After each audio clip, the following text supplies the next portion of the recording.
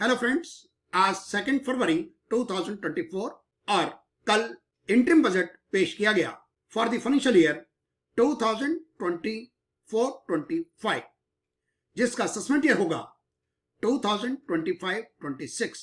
Final budget पेश किया जाएगा इलेक्शन के बाद। इस इंटरिम बजट में कोई किसी तरह का टैक्स में बदलाव नहीं किया गया। ओल्ड टैक्स रेट रिजीम या नया tax rate regime as it is रखा गया है। कोई एग्जिबिशन लिमिट नहीं बढ़ी है, कोई स्टैंडर्ड डिडक्शंस में कोई इजाफा नहीं हुआ है। अब पिछले साल से by default new tax rate regime आपका डिफॉल्ट रिजीम है और उसके अकॉर्डिंगली यदि आपकी इनकम 7 लाख तक होती है तो कोई आपको टैक्स नहीं देना पड़ता। लेकिन इसका कतई मतलब नहीं है कि यदि आपकी इनकम 7,50,000 हो गई तो आपका टैक्स लायबिलिटी 7 लाख के बाद स्टार्ट होगी। ऐसा नहीं है। अल्टरनेट टैक्स रेट्स रिजीम के अंदर 3 लाख तक कोई टैक्स नहीं देना पड़ता। 3 लाख से 6 लाख जो स्लैब रेट्स है वो 5% की है। 6 लाख से 9 लाख 10% की है। 9 लाख से 12 लाख 15% की है। 12 लाख से 15 लाख 20% है और 15 लाख से ऊपर 30% है। इस न्यू टैक्स रेट रिजीम के अंदर आपको स्टैंडर्ड डिडक्शंस मिलती है।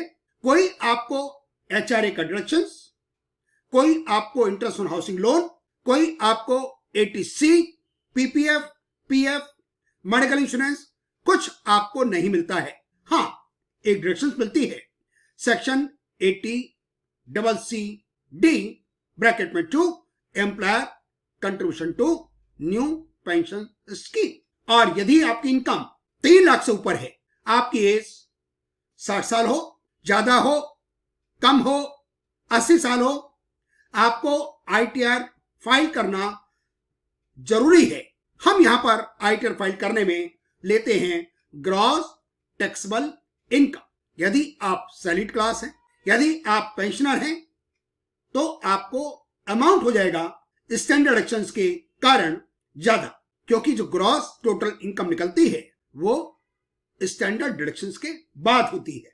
आप फाइनेंशियल ईयर 23-24 की बात करें, आप फाइनेंशियल ईयर 24-25 की बात करें, डिफॉल्ट टैक्स रेट रिजीम आपका न्यू टैक्स रेट रिजीम, यदि आपकी gross total income salary head से, खास प्रॉपर्टी हेड से, बिजनेस प्रोफेशन हेड से, कैपिटल गेन के हेड से या अदर सोर्सेज से यदि 3 लाख क्रॉस हो जाती है, जी हाँ 3 लाख, तो आपको इनकम टैक्स रिटर्न भरना मैंडेटरी है।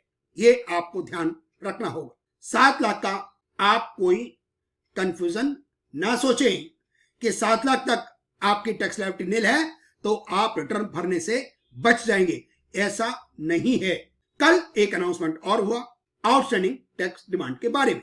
यदि आपकी outstanding tax demand including interest etcetera यदि वो 2009-2010 फाइनेंशियल ईयर तक हैं तो अमाउंट लिमिट 25,000 है। यदि डिमांड 25,000 से ज्यादा है तो आपको वेवर का फायदा नहीं होगा। आपकी जो आउटस्टैंडिंग टैक्स लायबिलिटी है वो आपकी खत्म कर दी जाएगी। और यदि आपकी टैक्स डिमांड फाइनेंशियल ईयर 2010-11 से लेकर 14-15 के बीच है तो वो अमाउंट 10,000 रुपए है। आपके पोर्टल पर यदि ये डिमांड्स हैं तो ऑटोमेटिकली वो डिमांड्स वहां से हट जाएंगी। फाइनेंशियल ईयर 20-21, 21-22, 22-23 इनकी रिटर्न्स को आप अपडेट कर सकते हैं अभी भी। फाइनेंशियल ईयर 20-21 के रिटर्न को आप अपडेट करने की लास्ट डेट 31 मार्च 24 है। उसके बाद आप उसको अपडेट नहीं कर पाएंगे। गवर्नमेंट की नीतियां क्लियर कट हैं।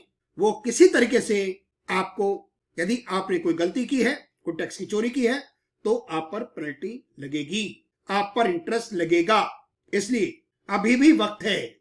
यदि आपसे कोई गलती हो गई है तो आप उन रिटर्न्स को अपडेट कर लें। Thank you very much for watching my video.